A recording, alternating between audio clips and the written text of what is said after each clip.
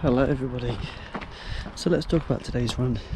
I'm 2 days out from my previous more or less half marathon, 20.5 kilometers, and typically this is when you probably start to feel it the most in your legs, and I did this on purpose because what I want to do is run this route today on more tired legs to see how I perform. Now I'm also not running at this point because what I need to do today is use the navigation on my watch, and I want to be as accurate as I possibly can, so there's no point starting it yet because I'm not actually to the destination where it'll be appropriate to begin that navigation on the GPS. So I'm just kind of walking, and I'll be jogging in a moment. It's about 3 kilometers to get to where I want to get to, so it won't be tracked today, but basically bear that in mind for the total distance if you so wish or care. I mean, it doesn't really matter to me, but it may do to you. And yeah, when we get there, I'll talk to you a little bit more about the plan for today and what I've discovered and all the kind of cool stuff that's going on. Might be quite a long video, so apologies in advance, but I just thought I'd share everything with you. And yeah, hopefully you enjoy it. So I'm going to catch up with you in a moment, but we can talk about the route. Okay everybody, we are here. So if anybody's new, this is the Fox Way sign that we need to be looking for today. The Fox Way is actually a walking or hiking route that already exists, and it is a 40-mile route around a village.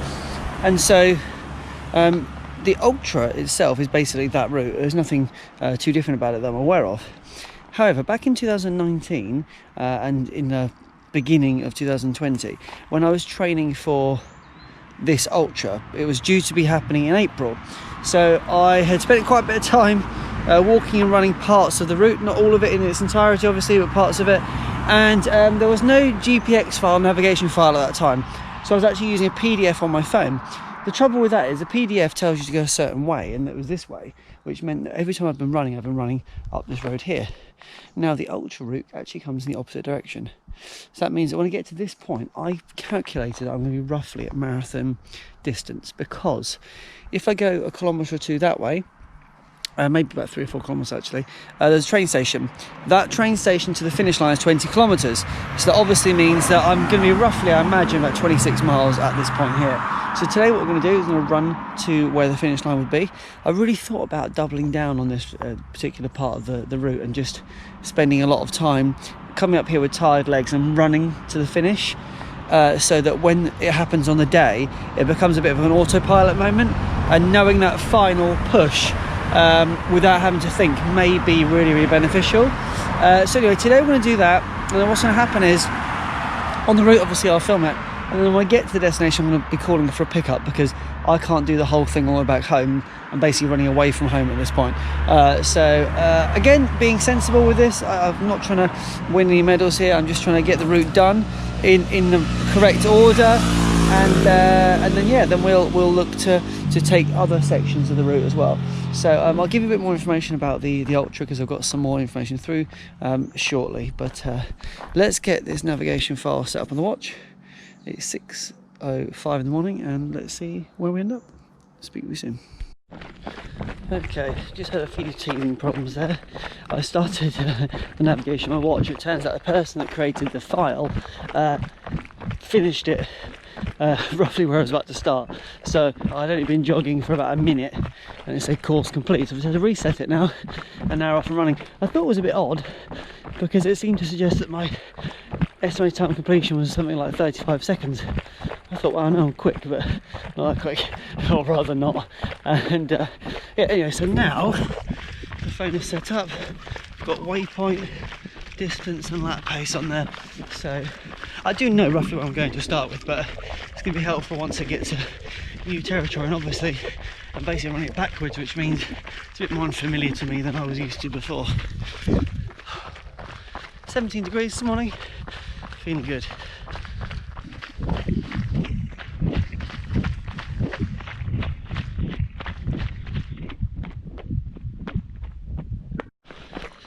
So I've put on the screen now some information about the day.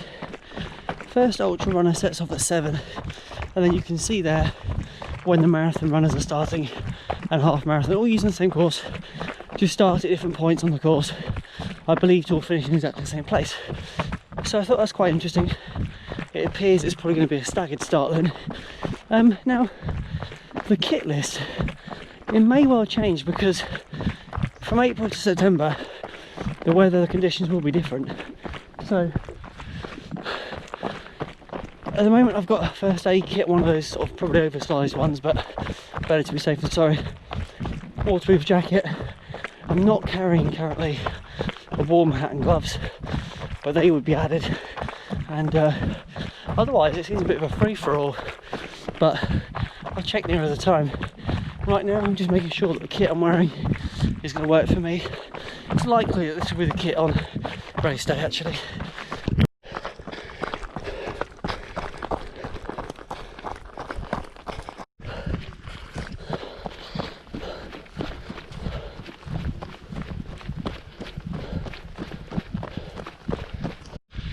My first time using navigation on the phone is really helpful, because I know that there's a turn back there I would have missed, because the sign's not an obvious place, it's kind of hidden away.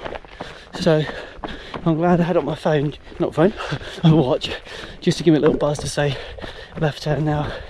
It's going really well so far. I'm at about 6.15 per kilometre, nice and relaxed, and that feels good to me. So yeah, having a good time. It's definitely very warm.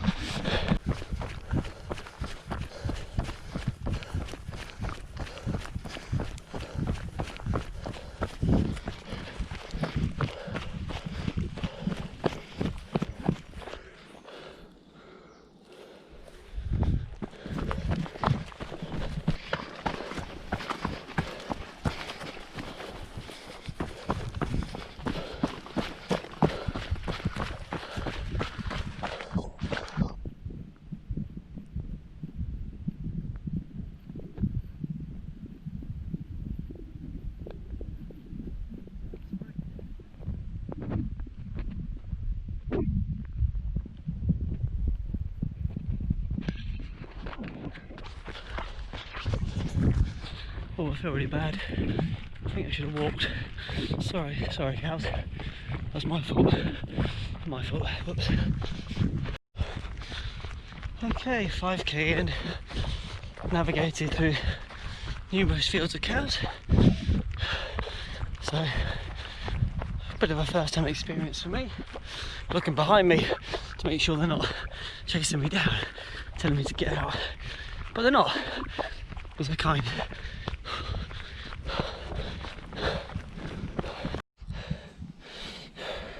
Tell you what, that's gonna hurt. Going over, oh, imagine that, 30 miles in the legs. I've got to climb over that thing. It's probably the biggest challenge on the route. Wow, prepare myself mentally for that moment. Nope, let's go around. Oh, good, I'm not too squidgy right now after lockdown. Keeping a tight squeeze. More cows in the field over there. Now, this route, a little bit more information. You can just follow those little fox symbols, but you'd be surprised at how many little wiggles and turns there are, and you can very easily go the wrong way. So, for example, this route here now I'm on, I've never run on before. So clearly, when I ran it the opposite direction, I must have been over there somewhere. I did end up at the same place, but I think I just took a different public footpath. So that's what I'm saying. It's definitely good if you can have a GPX file of a route you'd like to run. If you're fortunate enough to be able to load it on your phone, do it. I've really enjoyed this morning. Makes you wonder why I haven't done it sooner, but you live and learn. I'm guessing this is public land. Foxway's there, but I think, yeah, looking at my watch, I know what I need to do. Look at all these brambles, by the way. Okay, I wasn't sure whether I was running this side of the fence or the other side of the fence, but obviously it's this side, which is fine. But gosh, wasn't so obvious, was it? Okay, note to self, that is the worst field so far, where the tractor has been up and down it and the land has dried solid, more or less. It's just like running on potholes, and yeah, it's it's an ankle twist waiting to happen for sure. That was really pretty damn awful. Anyway, on to now some tarmac, and we're about 7k in, going really well, having a wonderful time. I'm just on the bridge above a train station here. This is Wanborough. I wasn't sure whether this was the final A station or not. Turns out it's not. It's a 50k at a place called Flexford. So I'm just going to run there now, and then we'll stop and just talk about, you know, what that 50k might look like for me. You just have to climb over this fence. It is public footpath, so I'm not entirely sure why they locked it, because as you can see, it does connect with the footpath. When I last came on here, this whole path all the way up was absolutely disgusting with mud. My feet got submerged, and it was probably my first encounter with what it's like to be, well, over my ankles in mud and water. It was really rough, but yeah, what a lovely view.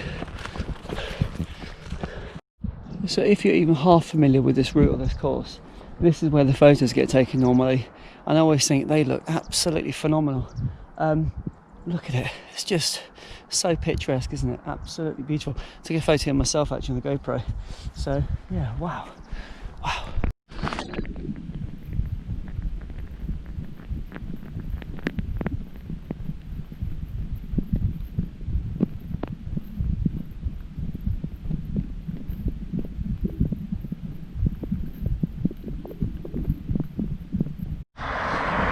So this part of the course is uphill. Now, I know how steep it is because when I originally ran this route the other way, of course it was downhill, and I thought, wow, what an amazing downhill. But now I'm faced with being at probably 55 kilometers, or just shy of that, in the ultra, and running uphill. As you can see, look, it's just a long, sweeping set of bends. I'll have to show you.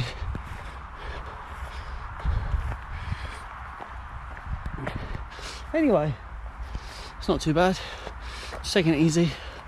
Like I said, it's about just getting familiar with the route, not about speed or anything like that, just about having fun, and also getting used to running a nice comfortable pace, because on the day I'm not going to be running up here at 5:30s with 5k to go.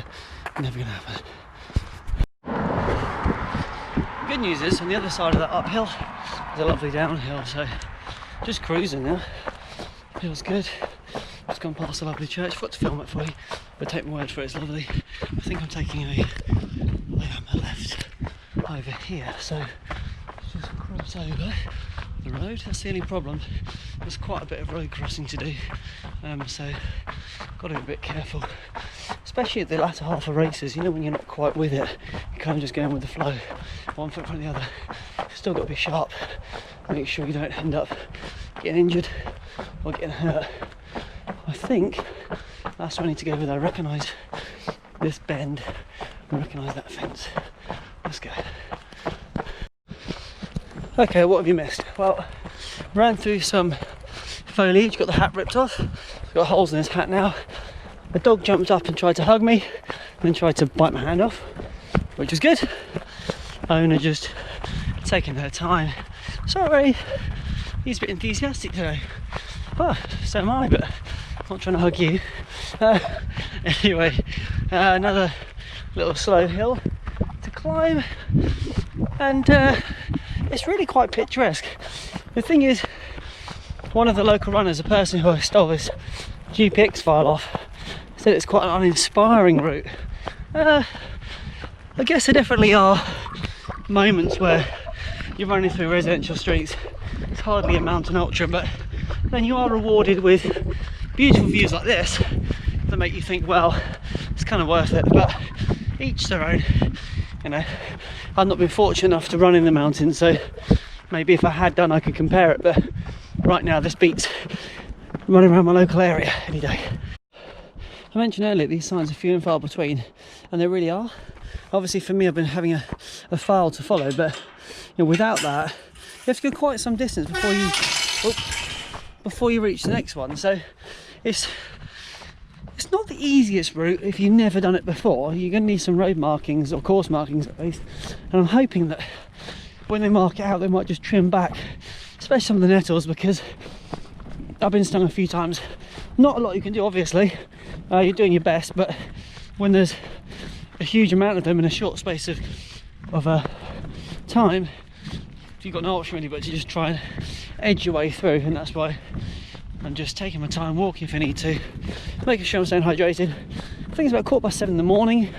I've gone over 10k. That 50k mark, remember I said at the train station? It must be around there, because at the bottom of that road was a road called Flexford Road. I imagine the aid station will probably be around there. So anyway, keep rolling. See you soon. More uphills. It's just these long, slow gradients that really take it out of you. Lovely place though. No cars on the road, a few cyclists, and about 14k in, I think. Okay, over a main road. We're really not too far from the finish now. A couple of kilometres, and just remember these words when I utter them on the day. Not too far from the finish now. Okay, I've put the call in for the lift home, and yeah, I think by the time I get there, hopefully around 16k, 10 miles-ish or so, be very happy with that. So, another uphill now. Gosh, this is going to be awful on the day. Anyway, let's do a quick catch up at the end while I'm waiting for the lift. 18 kilometres, 1:53, and I've made it to the church. There are actually two churches. I'm assuming it's this one. I forgot the name of it, but oh, that was quite tough today. Had a really good time, but definitely a challenge, and it's going to be tough on the day. But pleased to have got out today and explored the route. Right, see you soon. Bye.